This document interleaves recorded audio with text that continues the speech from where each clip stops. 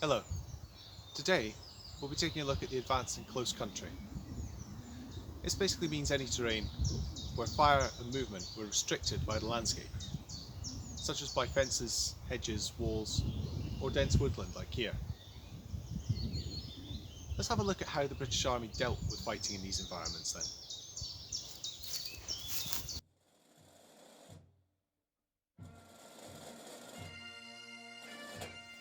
While we have previously discussed the advance over open country, which was almost exclusively required to be carried out in extended order, in some types of close country there was less need for extension, and more manoeuvrable formations such as columns could be used, since the enemy's view and line of fire would be obscured. A good example of this can be found in Private Herbert de Hamel's account of the London Scottish at the First Battle of Ypres.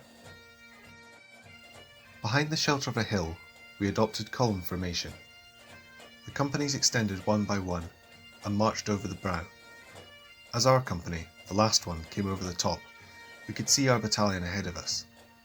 The first two companies had closed and were lying down behind the next ridge. The others advanced in extended lines below us. This shows the change of formation according to the terrain in practice, using extended lines when it was necessary to venture into the open, and using dense formations while hidden by close country in order to optimize communication and maneuverability. Other types of close country, however, were considerably more detrimental to an attack. During the Second Boer War, the British Army had utilised barbed wire, and so by 1914 fully recognised the effect which any kind of fence had on an advancing force. Even an ordinary agricultural fence could considerably slow an advance, while providing no cover and exposing it to enemy fire. To this end, the 1914 Field Service Pocketbook lists wire cutters as an essential item of kit for all dismounted officers.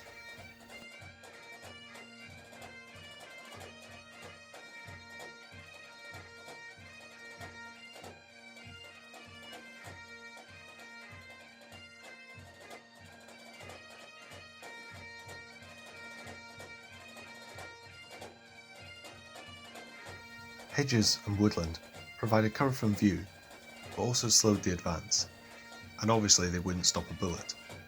They were also, as the 1914 Infantry Training Manual emphasises to a rather unnecessary extent, of little use for cover during winter. In close country, more so than in any other situation, command and communication was restricted, and the initiative of subordinate commanders became more important than ever. In addition to scouts in front of the force, men would often be detached from the main force on the flanks, in effect to look over hedges and walls, in order to maintain communication with neighbouring units. When close formations were used, the employment of scouts also became of the utmost importance. It was also often difficult for commanders to keep the objective in sight while moving through undulating terrain or woodland, and so direction was usually maintained simply by following a compass bearing, after extensive reconnaissance, even over just a few hundred yards. This is another point frequently raised in the training manuals. The desire to make use of cover, or to take the easiest route through difficult terrain, could lead to total loss of direction surprisingly easily in a large force. While close country could provide cover from enemy fire, it also precluded the use of fire to subdue and wear down the enemy during the advance, and so an attacking force would often have to assault a much stronger enemy than they might have in open country. To this end, it was essential that the men be ready to lay down a large volume of fire at short notice, and commanders would usually order bayonets to be fixed at an earlier point than in an assault on open country. In addition to these general considerations for fighting in close country, the British Army also had a particular method for advancing through woodland. Woods differed to other forms of close country, in that as well as generally inhibiting observation and movement, during an attack they often formed well-defended strongpoints, which proved difficult to capture. The method of attack on a wood could consist of up to 3 phases: the bayonet charge on the front edge of the wood, the fight for the interior developing from this charge, and the emergence from the wood on the enemy's side. As previously mentioned, movements of large bodies of troops in a wood will always be significantly slowed, and communication extremely limited.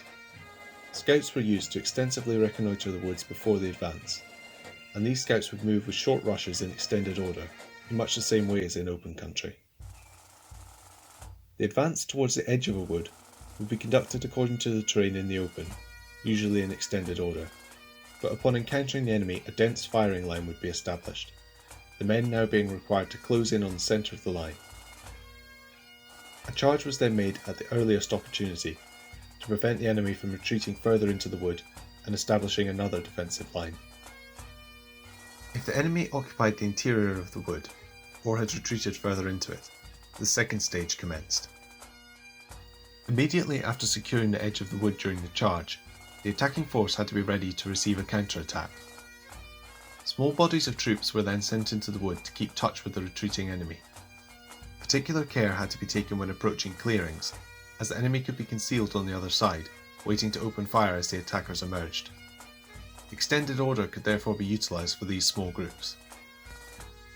When the main force advanced through the wood, it was usually in narrow columns of fours or single file. As previously mentioned, these columns were quite manoeuvrable and meant that if the enemy was encountered suddenly, a dense firing line could be formed and a strong assault with the bayonet made as quickly as possible. Control by subordinate commanders was essential, and close formations meant that verbal orders could easily be used. At the end of this stage, the enemy would be pushed to the rear edge of the wood and a new firing line established. A battalion's machine guns were often brought into the firing line at this point, as the risk of counterattack was at its highest. The third stage, the exit from the wood on the enemy's side, was the most difficult. If possible, engineers would accompany the attacking infantry in order to demolish any obstacles set up on the edge of the wood, and artillery would often be used to cover the advance into the open. Communication by runners from the flanks was again extremely important to ensure this stage of the advance was simultaneous with those of the neighbouring units passing the wood. On leaving the wood, men would usually move into extended order, and the whole force would move forward in one rush, halting and taking cover some distance from the wood in order to minimise the effect of enemy fire, the enemy of course expecting the attacking troops to emerge from the wood and potentially having artillery and machine guns trained on the tree line.